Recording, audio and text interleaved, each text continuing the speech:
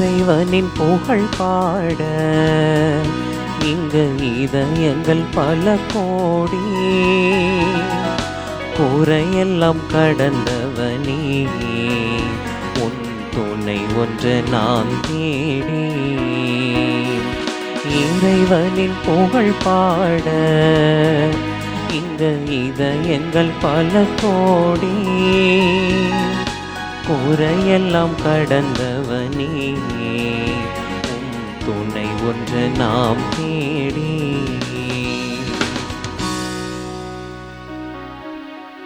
தந்தை மகன் தூயாவியாரின் பெயராலே ஆமென். நம் தந்தையாகிய கடவுளிடமிருந்தும் ஆண்டவராகிய இயேசு கிறிஸ்துவிடமிருந்தும் அருளும் அமைதியும் உங்களோடு என்றும் இருப்பதாக. உம் ஆன்மாவோடும் இருப்பதாக. ஆண்டவர் இயேசுவில் பிரியமானவர்களே, கிறிஸ்துவின் நாமத்தில் வாழ்த்தி உங்களை இத்திருப்பள்ளிக்கு அன்போடு வரவேற்கிறேன். இந்த தூய மறைபொருளை தகுதியோடு ஒப்புக் கொடுக்க தடையாக இருக்கும் நம்முடைய பாவங்கள் பலவீனங்களை ஏற்று மனம் வருந்துவோம். எல்லாம் வல்ல இறைவனிடமும் சகோதர சகோதரிகளை உங்களிடமும் நான் பாவி என ஏற்றுக்கொள்கிறேன். ஏனெனில் என் சிந்தனையாலும் சொல்லாலும் செயலாலும் கடமையில் தவறியதாலும் பாவங்கள் பல செய்தேன். என் பாவமே என் பாவமே என் பெரும் பாவமே. ஆகையால் எப்போதும் கன்னியான புனித மரியாவையும் வான தூதர் புனிதர் அனைவரையும் சகோதர சகோதரிகளை உங்களையும் நம் இறைவனாகிய ஆண்டவரிடம் எனக்காக வேண்டிக் கொள்ள மன்றாடுகின்றேன். எல்லாம் வல்ல இறைவன் நம்மை இரக்கம் வைத்து நம் பாவங்கள் அனைத்தையும் மன்னித்து நம்மை நிலை வாழ்வுக்கு அழைத்துச் செல்வாராக. ஆமென்.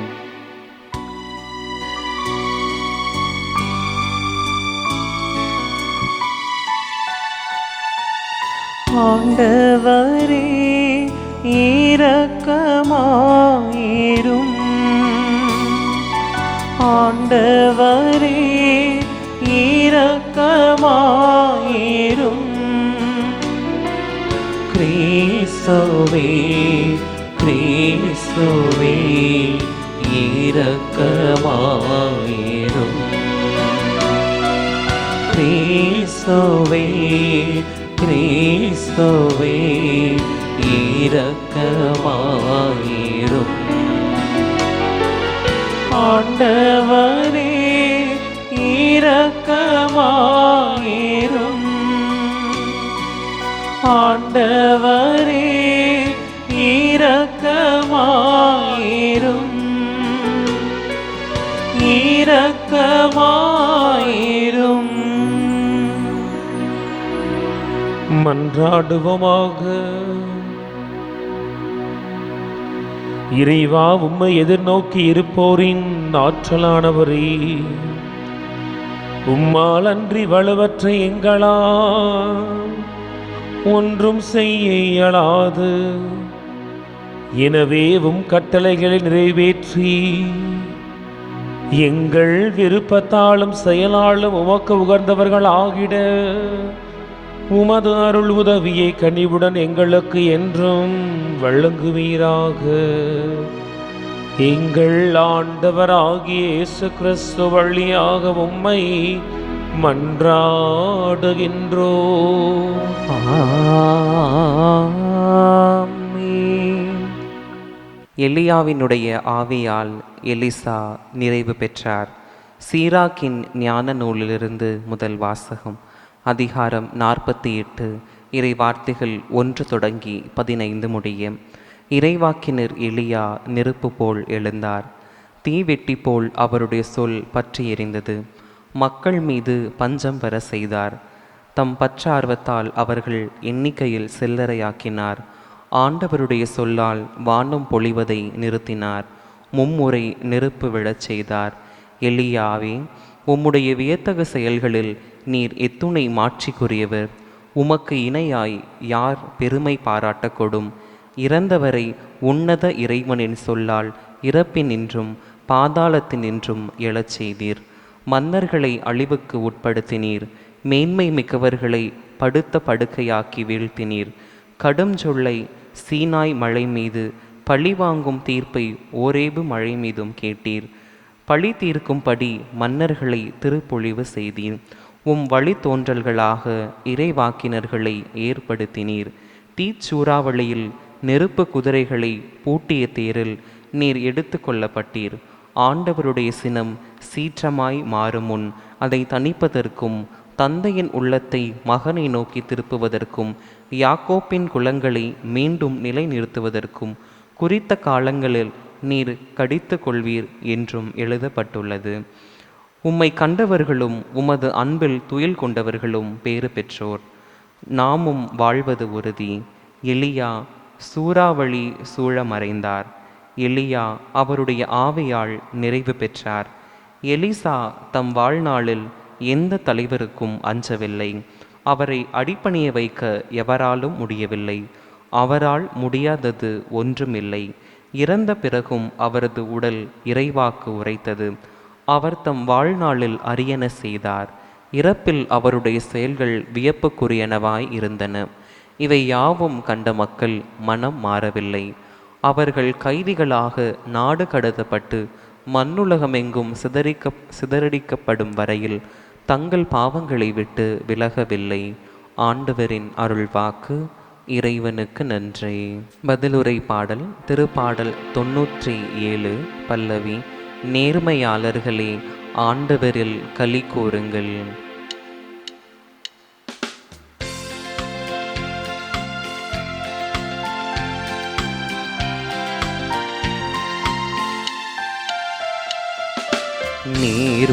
நேர்மையாளர்களே, ஆண்டவரில் களி கோருங்கள், களி கோருங்கள். நேர்மையாளர்களே, ஆண்டவரில் களி கோருங்கள், களி கோருங்கள். ஆண்டவர் ஆட்சி செய்கின்றார், பூவுலகம் மகிழ்வதாக. திரளான தீவு நாடுகள் களி கூர்வனவாக. மேகமும் காரிருளும் அவரை சூழ்ந்தன.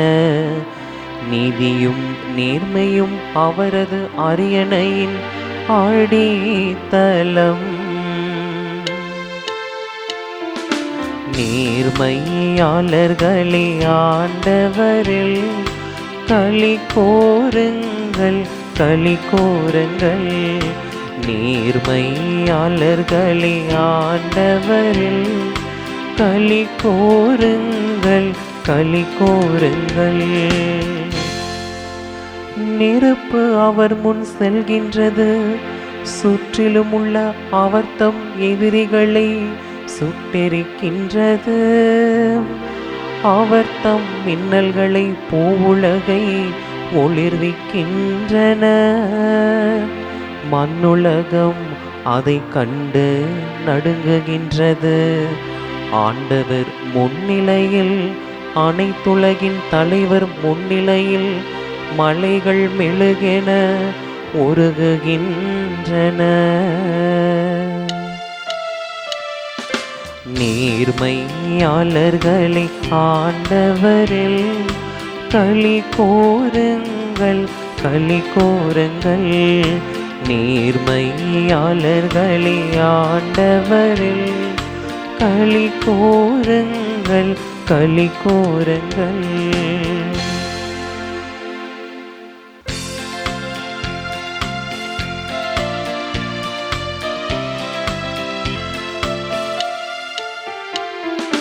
அல்லேலூயா, அல்லேலூயா, அல்லேலூயா, அல்லேலூயா, அல்லேலூயா, அல்லேலூயா, அல்லேலூயா, அல்லேலூயா.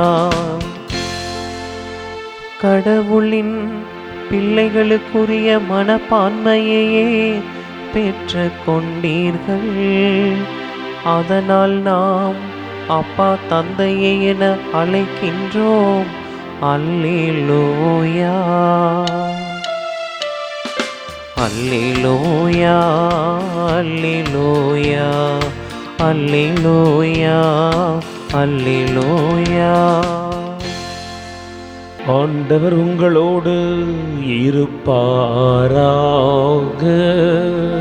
உம் ஆன்மாவோடும் இருப்பாராக. மத்தேயு எழுதிய தூய நற்செய்தியிலிருந்து வாசகம். ஆண்டவரே மாட்சி உமக்கே. அக்காலத்திலே சுத்தம் சீடரை நோக்கி கூறியதும், நீங்கள் இறைவனிடம் வேண்டும் பொழுதும் பிற இனத்தவரைப் போல பிதற்ற வேண்டாம். மிகுதியான சொற்களை அடுக்கிக் கொண்டே போவதால் தங்கள் வேண்டுதல் கேட்கப்படும் என அவர்கள் நினைக்கிறார்கள். நீங்கள் அவர்களைப் போல் இருக்க வேண்டாம். ஏனெனில் நீங்கள் கேட்கும் முன்னரே உங்கள் தேவையை உங்கள் தந்தை அறிந்திருக்கிறார்.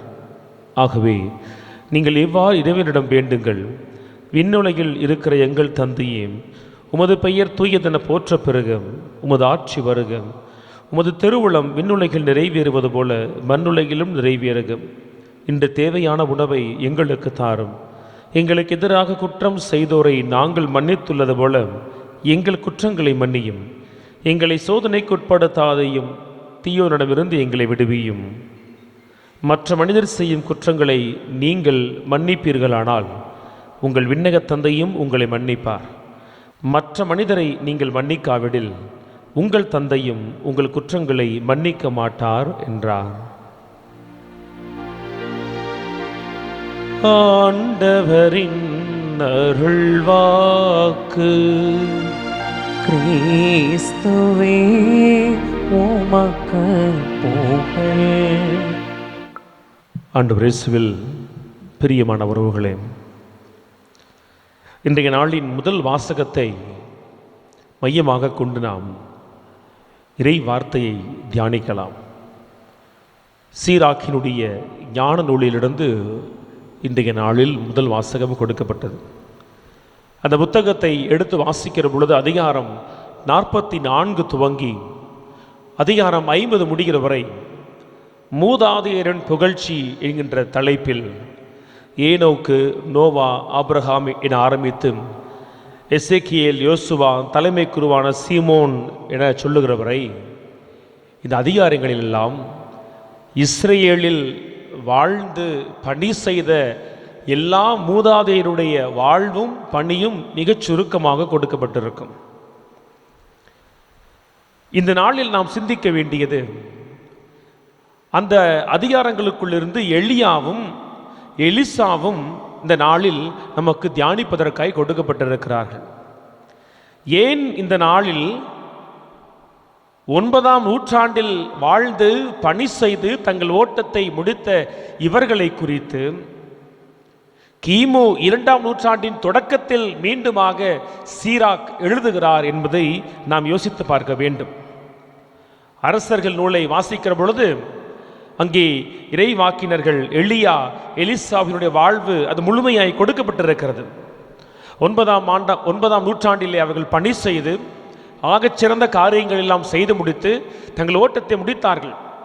ஏற்கனவே விவிலியத்தில் அவர்கள் வாழ்வு கொடுக்கப்பட்டிருக்கிற பொழுது இந்த நாளில் மீண்டுமாய் பல நூற்றாண்டுகளை கடந்து சீராக் அவர்களை மேற்கோள் காட்டுவதனுடைய நோக்கம் என்பது, அந்த 9ஆம் நூற்றாண்டில் நிலவிய அதே கால சூழல் இந்த 2ஆம் நூற்றாண்டில் இருப்பதை சீராக் உணர்கிறார். எனவே உணர்ந்தவராய் அவர்களை மேற்கோள் காட்டி சரியான பாதைக்கு, சரியான வாழ்க்கைக்கு திரும்ப அழைப்பு கொடுக்கிறார். 9ஆம் நூற்றாண்டில் என்ன நடந்தது? பல அரசுகள் இருந்தாலும் நாம் பொதுவாய் காணக்கூடிய ஒரு குற்றம் என்பது, அழைத்து உருவாக்கி மீட்டு இடம் கொடுத்து கரங்களை வலுப்படுத்திய கடவுளை மறந்து பாகால் போன்ற வேற்று தெய்வங்களுக்கு இஸ்ரேலின் அரசர்கள் ஊழியம் செய்வார்கள். நாம் முதல் அரசர்கள் அதிகாரம் 16 இறை வார்த்தைகள் 30-31 வாசிக்கிற பொழுது அரசன் ஆகாப் அவருடைய மனைவி ஈசபேலுடைய வாழ்க்கை குறித்து இப்படியாக வாசிக்கலாம். ஓம்ரியின் மகன் ஆகாபு ஆண்டவரின் பார்வையில் தீயதனப்பட்டதை தனக்கு முன் இருந்த எல்லாரையும் விட மிகுதியாக செய்தான். நெபாற்றின் மகன் எரோபாமின் வழிகளில் அவன் நடந்தது போதாதென்று சீதோனிய மன்னன் ஏத்பாகாலின் மகள் ஈசபேலை மணந்து கொண்டு பாகால் தெய்வத்தை வணங்கி வழிபடலானான். தன்னை அழைத்தவரை மறந்து இன்னொரு தெய்வங்களுக்கு பின்னால் செல்லுகிற பொழுது அந்த இடத்தில் எலியாவும் எலிசாவும் ஆண்டவருக்காய் வல்லமையோடு அவர்கள் இறைவார்த்தை எடுத்துரைத்து போதிக்கிறார்கள். ஒருபுறம் பார்க்கிறோம், எலியாவின் வாழ்க்கை முழுமைக்கும் அவர் எதிர்ப்புகளை சந்திக்கிறார். எலிசாவின் வாழ்க்கையை பார்க்கிற பொழுது அவர் வாழ்க்கையில் நாம் காண்கிற செய்தி, அவர் எண்ணிலடங்காத அற்புதங்களை செய்கிறார். ஒவ்வொரு முறை தீர்த்தம் அர்ச்சிக்கிற பொழுதும் சொல்லுகிறோம், இறைவாக்கினர் எலிசாவினுடைய காலத்தில் நடந்தது போல தண்ணீரை அவர் தூய்மையாக்குகிறார். இறந்த குழந்தையை மீண்டுமாக அவர் உயிரோடு வரச் செய்கிறார். நாடெங்கும் பஞ்சம் இருந்த பொழுது ஒரு ஏழை கைம்பெண்ணுடைய களையத்தில் எண்ணெய் வற்றாதபடி ஆசீர்வதிக்கிறார். இப்படியெல்லாம் செய்து உண்மை கடவுள் பக்கம் மக்களை அவர்கள் மனம் திருப்புகிறார்கள். எந்த மனிதனுக்கும் அதிகாரம் கொண்டிருந்த எந்த அரசனுக்கும் அஞ்சாமல் உலகத்தின் ஒட்டுமொத்த உண்மையான அதிகாரத்தை கொண்டிருக்கிற ஆண்டவருக்கு, யாவேக்கு பணிந்து நடக்கும்படி அவர்கள் அழைப்பு கொடுக்கிறார்கள். எப்படி தங்கள் சமகாலத்தில் இருந்த அநீதிகளுக்கு எதிராக, பழைய வழிபாட்டுக்கு எதிராக அவர்கள் குரல் கொடுத்தார்களோ, அந்த சூழலை 2ஆம் நூற்றாண்டின் தொடக்கத்தில் பென் சீரா, அதாவது சீராக் நூலினுடைய ஆசிரியர் உணர்கிறார். இந்த காலகட்டத்தில் எருசலேமிலே, யூதாவிலே செலூக்கியர்கள் ஆட்சி செய்கிறார்கள். கிரேக்க மயமாக்கல் என்கின்ற ஒரு பகுதியை நீங்கள் வரலாற்றில் வாசிக்கலாம். அதாவது இந்த செலூக்கியர்கள், அவர்கள் கிரேக்கர்கள், தங்களுடைய மொழியை, தங்கள் கல்வியை, தங்கள் மெய்யியலை, தங்கள் கடவுளை, தங்கள் மதத்தை மற்றவர்கள் மீது அவர்கள் திணித்தல். மாவீரன் அலெக்சாண்டருடைய காலத்திலே ஆரம்பித்த அந்த ஒரு சூழல் இந்த 2ஆம் நூற்றாண்டினுடைய தொடக்கத்திலே பார்க்கிறோமே, அது அதிகமாக இருக்கிறது. எங்கு பார்த்தாலும் கிரேக்க மையம், கிரேக்க மொழி, கிரேக்க தெய்வம், கிரேக்க வழிபாட்டு முறை. பலர் தங்கள் உயிருக்கு பயந்து அந்த கிரேக்க மயமாக்களை அப்படியே ஏற்றுக்கொள்ளுகிற பொழுது சிலர் என்ன செய்கிறார்கள், அதை எதிர்த்து நிற்கிறார்கள். நாம் எல்லாம் மக்கபியர் நூலில் வாசிக்கலாம், பன்னிக்கறியை சாப்பிட முடியாது. அதெல்லாம் இந்த பின்னணியில் வருவதுதான்.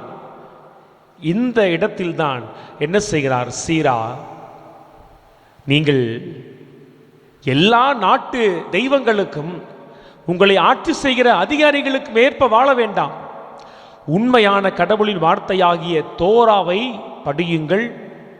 உண்மையான கடவுளின் ஊழியர்களாகிய இவர்கள் வாழ்வை எல்லாம் காணுங்கள் என சொல்லி தோராவையும், இந்த யாவே கடவுளை வழிபட்டு வந்த அந்த ஒரு நீண்ட நெடிய பாரம்பரியத்தையும், அந்த பாரம்பரியத்தில் வாழ்ந்து பணி செய்த மனிதர்களையும் இந்த 44வது அதிகாரத்திலிருந்து 50ஆம் அதிகாரம் வரை மேற்கோள் காட்டி மனம் மாற அழைக்கிறார்.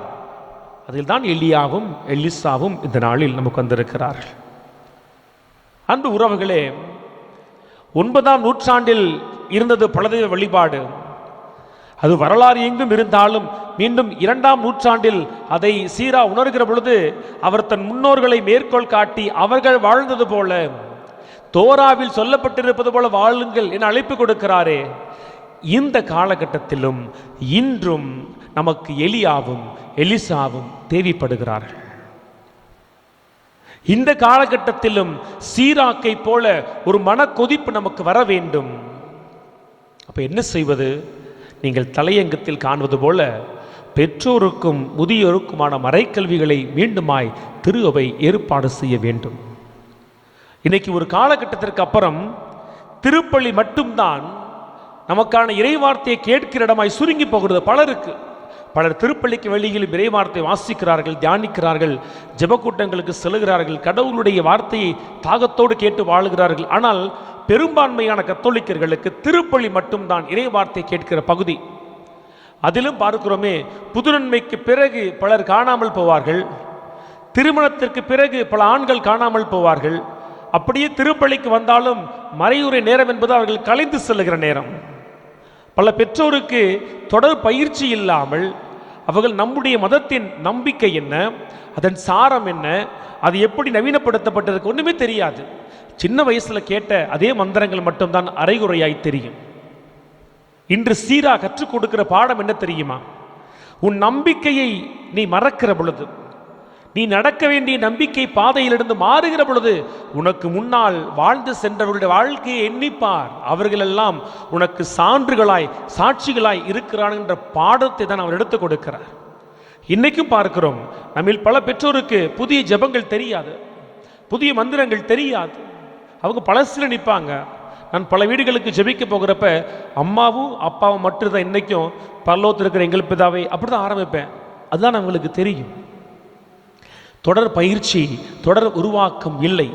அது இல்லாதனால தான் இன்னைக்கு வாரத்தில் ஒரு நாள், அந்த ஒரு நாளில் 1 மணி நேரம், அந்த 1 மணி நேரத்தில் 10 முதல் 20 நிமிடங்கள் மட்டும் கொடுக்கப்படுகின்ற மறையுரையும், திருப்பலி முடிந்து இருக்கிற ஒரு 30 நிமிட மறைக்கல்வியும் பிள்ளைகளுக்குள் ஏற்படுத்துகின்ற தாக்கத்தை விட, அவர்கள் உற்று நோக்குகின்ற பெற்றோர், உடன் வாழ்கின்ற உறவுகள், அவர்களுடைய நம்பிக்கை மிகப்பெரிய தாக்கத்தை பிள்ளைகள் வாழ்வில் ஏற்படுத்துகிறது.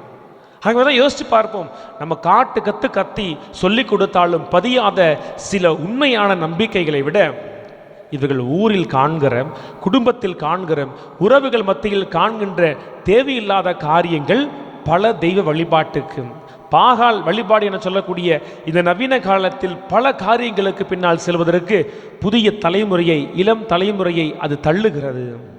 சமீபத்தில் ஒருத்தவங்க வீட்டில் சாப்பிடும் பொழுது அவர்கள் ரொம்ப உண்மையாக சொன்னாங்க, நான் எல்லா காரியத்தையும் நான் முடிச்சிருவேன், முன்னாடியே முடிச்சுட்டு பூசைக்கு போகணும், பூசைக்கு போகலன்னா எங்கள் சாமியார் திட்டுவார், அதுவும் பூசைக்கு எப்படி போகணும், அவர் முழு பூசைக்கு போகணும் எதிர்பார்ப்பார்னு சொன்னார். அப்போ அவங்க என்ன பண்ணாங்கன்னா, அவங்க சொந்தக்காரங்க ஒருத்தவங்களுக்கு சாப்பாடு பரிமாறுறாங்க. சாப்பாடு பரிமாறும் பொழுது அந்த சொந்தக்காரர் சொல்கிறாப்புல, அதெல்லாம் கிடையாதுமா, நம்ம தாமா எல்லாம், முதல்ல நம்ம தாமா, அப்புறம் மற்றதை பண்ணலாமா. எண்ணி பாருங்கள், அவர் தன் வாழ்நாளில் என்றோ மறைக்கல்வியை தொலைத்து விட்ட மனிதர். அவருக்கு ஒரு மகன் இருக்கு, ஒரு மகள் இருக்கு.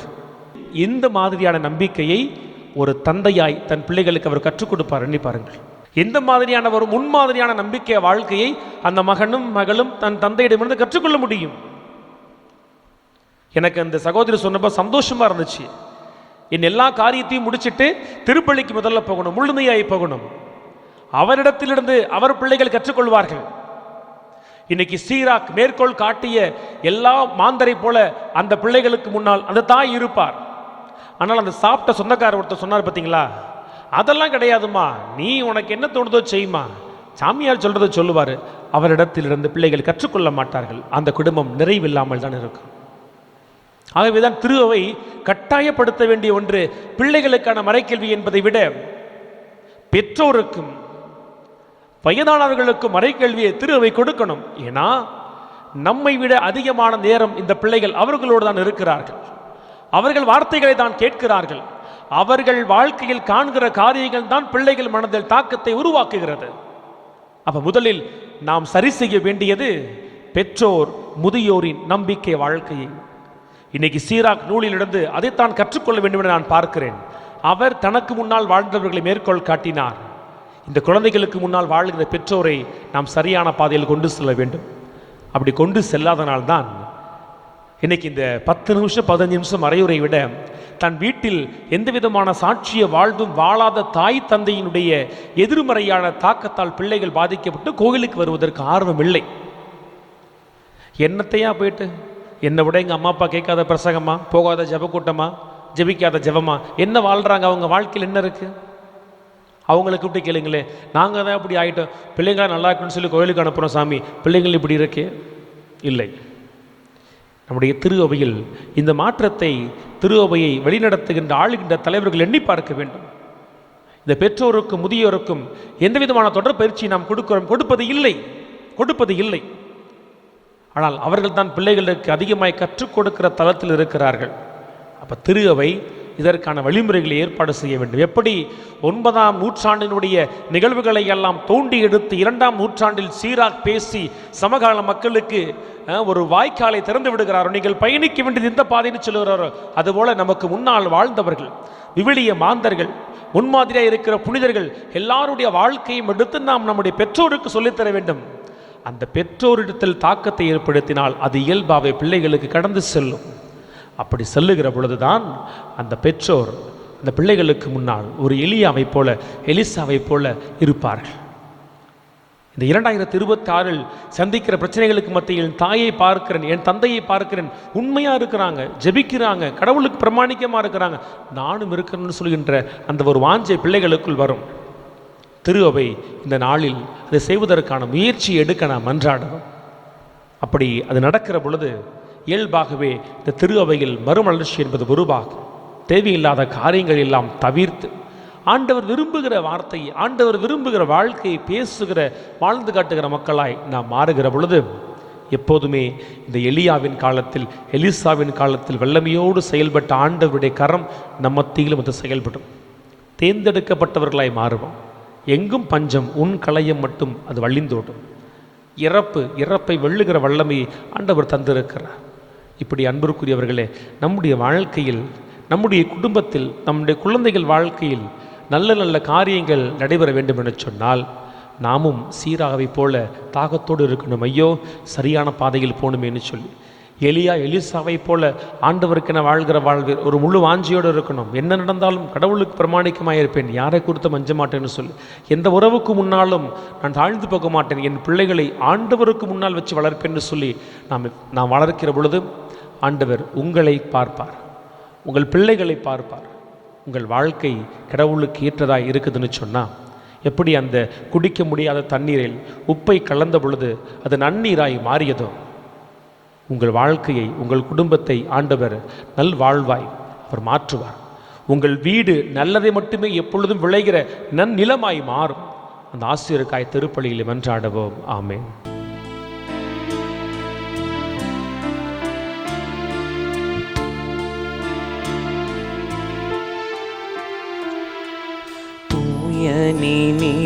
நீ பாவினானே, தூய மனமதை ஈந்திஞானே, தூய நீ பாவினானே, தூய மனமதை ஈந்திஞானே, அப்பரசமதில் ஒன்றித்தேனே, காணிக்கையாகவேனே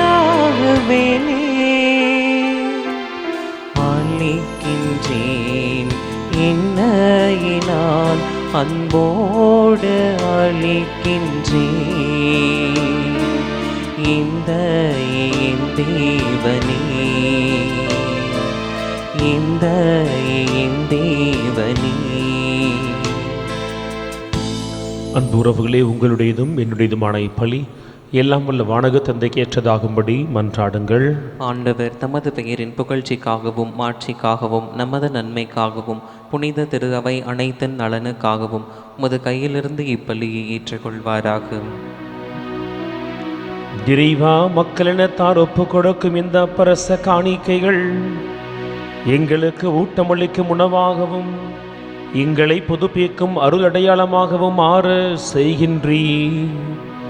அதனால் இவற்றின் அருள் உதவி எங்கள் உடலுக்கும் மனதுக்கும் என்றும் குறைவுபடாமல் கிடைக்க அருள் வழங்குவீராக. எங்கள் ஆண்டவர் ஆகிய இயேசு கிறிஸ்து வழியாக உம்மை மன்றாடுகின்றோம்.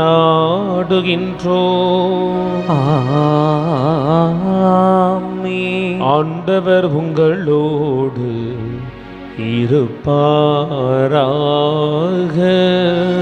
உம் ஆன்மாவோடும் இருப்பாராக. இதயங்களை மேலே எழுப்புங்கள், ஆண்டவரிடம் எழுப்பியுள்ளோம். நம் இறைவனாகிய ஆண்டவருக்கு நன்றி பாடுவோம். அது தகுதியும் நீதியும் ஆனதே. ஆண்டவரே, தூயவரான தந்தையே, என்றும் வாழும் எல்லாம் வல்ல இறைவா, எந்நாளும் எவ்விடத்திலும் நாங்கள் உமக்கு நன்றி செலுத்துவது மெய்யாகவே தகுதியும் நீதியுமாகும், எங்கள் கடமையும் மீட்புக்குரிய செயலுமாகும். வார்த்தையான அவர் வழியாக அனைத்தையும் படைத்தீ, அவரையே மீட்பராக எங்களுக்கு அனுப்பினீ. அவர் தூய ஆவியால் உடல் எடுத்து அன்னை கன்னி மரியாவிடமிருந்து பிறந்தார். அவர் உமது திருவுளத்தை நிறைவேற்றி எங்களை உமக்கு பெற்றுத்தர தம் கைகளை விரித்து பாடுபட்டார். இவ்வாறு அவர் சாவை வென்று உயிர்ப்பை வெளிப்படுத்தினார். ஆகவே வான தூதரோடும் புனிதர் அனைவரோடும் சேர்ந்து நாங்களும் உமது ஆட்சியை புகழ்ந்துரைத்து பாடுவதாவது: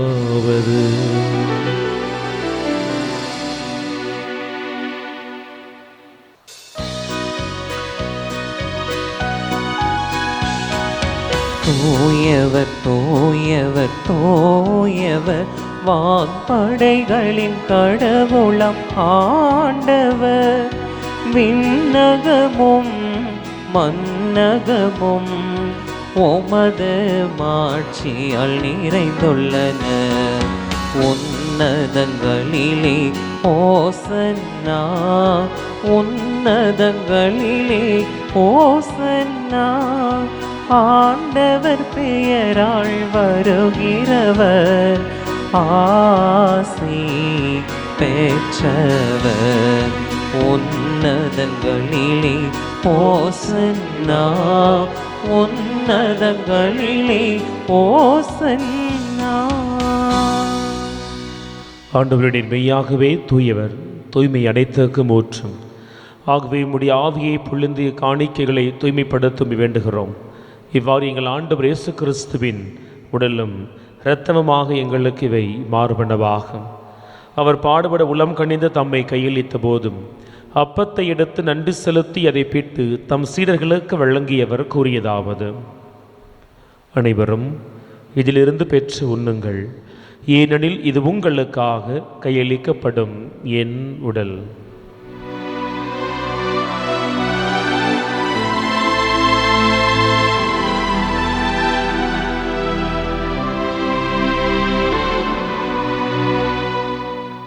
அவ்வண்ணமே இரவு விருந்தை அருந்திய பின் கிண்ணத்தையும் எடுத்து மீண்டும் உமக்கு நன்றி கூறி தம் சீடர்களுக்கு வழங்கியவர் கூறியதாவது: அனைவரும் இதிலிருந்து பெற்று பருகுங்கள், ஏனெனில் இது புதிய நிலையான உடன்படிக்கைக்கு உரிய என் இரத்தத்தின் கிண்ணம். இது பாவ மன்னிப்புக்கென்றும் உங்களுக்காகவும் பலருக்காகவும் சிந்தப்படும். இதை என் நினைவாக செய்யுங்கள்.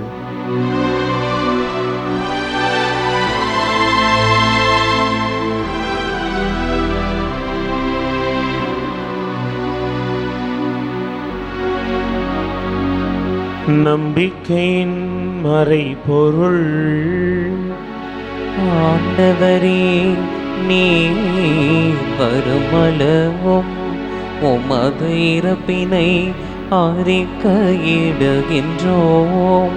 உமது உயிர்ப்பினையும் எடுத்துரைக்கின்றோம்.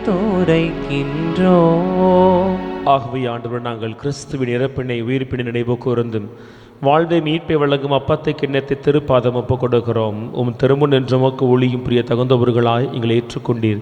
எனவே உமக்கு நன்றி செலுத்துகிறோம். மேலும் கிறிஸ்துவின் உடலின் இரத்தத்திலும் பங்கு கொள்ளும் எங்களை தூய் ஆவியார் ஒன்று சேர்த்திரும்படியாக உம்மை தாழ்மையோடு மன்றாடுகிறோம். ஆண்டவரே, உலகெங்கும் பரவி இருக்கும் திரு அவையை, குறிப்பாக எங்கள் திருத்தந்தை சிங்கராயர், எங்கள் ஆயர் ஆரோக்கியராஜ், எல்லா திருநிலையினராய் அனைவரோடும் உமது திரு அவை அன்பில் நிறைவு பெறச் செய்திருளும். மேலும் உயிர்த்தலும் எதிர்நோக்குடன் துயில்களும் எங்கள் சகோதர சகோதரிகளையும் இறந்தோர் அனைவரையும் இரக்கத்தோடு நினைவு கூர்ந்து உமது திருமுக ஒளியினுள் ஏற்றலும் எங்கள் அனைவர் மீதும் இரக்கமாயிரும்.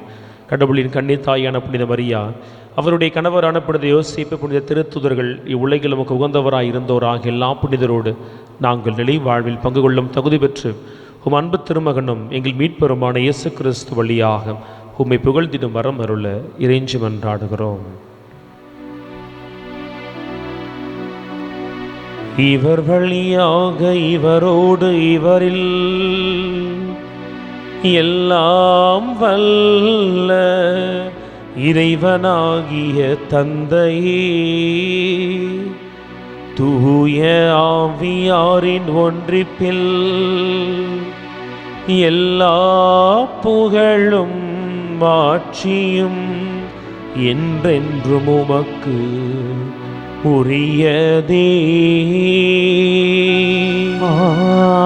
ஆமென், ஆமென், ஆமென். மீட்பரின் கட்டளையினால் கற்பிக்கப்பட்டு இறை படிப்பினையால் பயிற்சி பெற்ற நாம் துணிந்து மன்றாடுவோம். விண்ணுலகில் இருக்கின்ற எங்கள் தந்தையே, உமது பெயர் தூயது என போற்ற பெருகு. உமது ஆட்சி வருக. உமது திருவுளம் விண்ணுலகில் நிறைவேறுவது போல மண்ணுலகிலும் நிறைவேறுக. எங்கள் அன்றாட உணவை இன்று எங்களுக்கு தாரும். எங்களுக்கு எதிராக குற்றம் செய்வோரை நாங்கள் மன்னிப்பது போல எங்கள் குற்றங்களை மன்னியும். எங்களை சோதனைக்குட்படுத்தாதேயும், தீமையிலிருந்து எங்களை விடுவித்தருளும். ஆண்டவரே, எங்கள் குடும்பத்தில் உம்முடைய அமைதியை தந்திருளும். பல்வேறு நேரங்களில் தொடர்ந்து அமைதியை அனுபவிக்க முடியாதபடி ஆண்டவரே, குடும்பத்தில் சமாதானம் இல்லாமல், குடும்ப உறவுகளுக்கு மத்தியில் ஒற்றுமை இல்லாமல் எல்லாவற்றையும் இழந்து நிற்கிற குடும்பத்திற்கு ஆண்டவரே, நீர் அமைதியை வழங்குவீராக. எல்லாம் இருந்தும் உண்மையான மன அமைதியும் நிறைவும் இல்லாமல் தவிக்கிற குடும்பங்களை ஆண்டவரே பலிபீடத்தில் ஒப்பு கொடுக்கிறோம். நீர்தாமே எங்கள் பலவீனங்களை பாராமல் உம்மீது நாங்கள் வைத்திருக்கிற எளிய நம்பிக்கையை, உம்மை நோக்கி நாங்கள் விடுகிற எளிய ஏக்க பெருமூச்சுகளை ஆண்டவரே நீர் கனிவோடு கண்ணோக்கி இந்த உலகம் எங்களுக்கு ஒரு நாள் நிரந்தரமாய் தர முடியாத அமைதியை எங்களுக்கு தந்தருள்வீராக. அந்த அமைதி நிலையாய் நிறைவாய் எங்கள் மத்தியில் குடிகொள்வதாக என்றென்றும் வாழ்ந்து ஆட்சி செய்கின்றவர் நீரே. ஆமென். ஆண்டவர் இயேசு கிறிஸ்துவினுடைய அமைதி உங்கள் அனைவரோடும் என்றும் இருப்பதாக. உம் ஆன்மாவோடும் இருப்பதாக. ஒருவருக்கொருவர் அமைதியை பகிர்ந்து கொள்வோம். உலகின் பாவங்களை போக்கும் இறைவனின் செம்மறியே, எங்கள் மேல் இரக்கமாயிரும். உலகின் பாவங்களை போக்கும் இறைவனின் செம்மறியே, எங்கள் மேல் இரக்கமாயிரும். உலகின் பாவங்களை போக்கும் இறைவனின் செம்மறியே, எங்களுக்கு அமைதியை அளித்தருளும். இது இறைவனின் செம்மறி, உலகின் பாவங்களை போக்குகிறவர். செம்மறியின் திருவிருந்து கழக பெற்ற நாம் அனைவரும் பேறு பெற்றவர்கள். ஆண்டவரே, நீர் நல்லத்தில் எழுந்தருள நான் தகுதியற்றவன். ஆனால் ஒரு வார்த்தை மட்டும் சொல்லியறலும், எனது ஆன்மா நலமடையும்.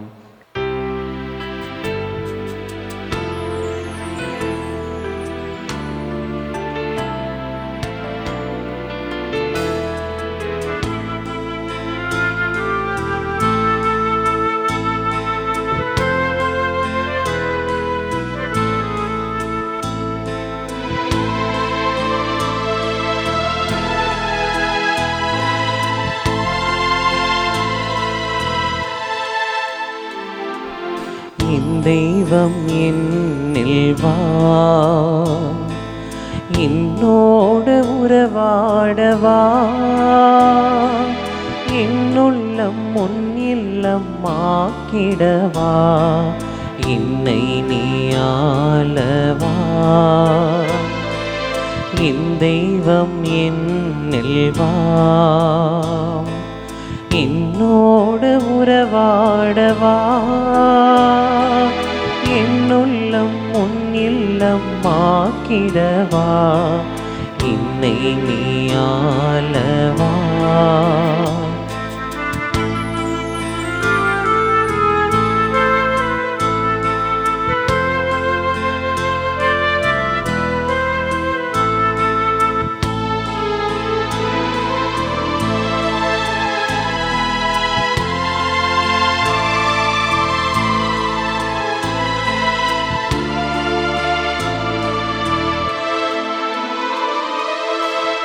ஆகத்தின் நீருளை ஆகற்றும் மருளை பொழிவாய் நின் வரவா. ஆகத்தின் நீருளை ஆகற்றும் மருளை பொழிவாய் நின் வரவா. நெஞ்சார உன்னை எந்நாளும் போற்றும் நல்லுள்ளம் அருளவா. என் தெய்வமே மகிமை மன்னவா. என் தெய்வம் என்னில் வா.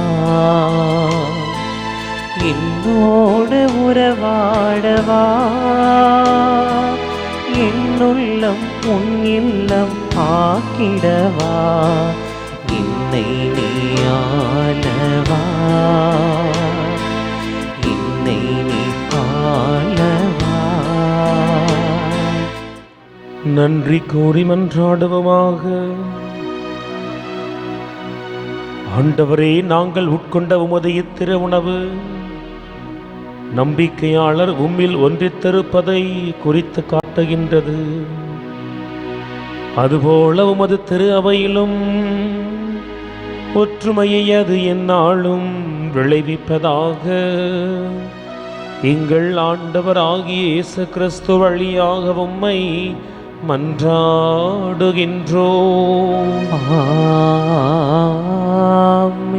ஆண்டவர் உங்களோடு இருப்பாராக. உம் ஆன்மாவோடும் இருப்பாராக. எல்லாம் வல்ல இறைவன் தந்தை, மகன், தூய ஆவியார் உங்கள் அனைவரையும் நிறைவாக ஆசீர்வதிப்பாராக. சென்று வாருங்கள், திருப்பலி நிறைவேறிற்று. இறைவனுக்கு நன்றி.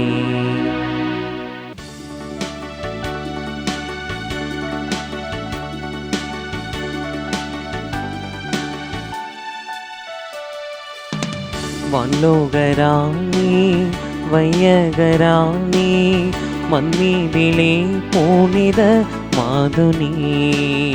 வல்லோகராணி வையகராணி மன்மீதிலே புனித மாதுனி. விண்ணொளி தாரகை தாயினி தன்னொளிர் வீசிடும் ஆரணி. விண்ணொளி தாரகை தாயினி தன்னொளிர் வீசிடும் ஆரணி. பாவமேதும் இல்லா சீலி பாவிகளின் செல்வராய் பாதுகாத்த ஆழவாய் நீ. வல்லோகராணி வையகராணி மன்மீதிலே புனித மாதுனி. வல்லோகராணி வையகராணி மன்மீதிலே புனித மாதுனி. தந்தை, மகன், தூய ஆவியின் பெயராலே ஆமென்.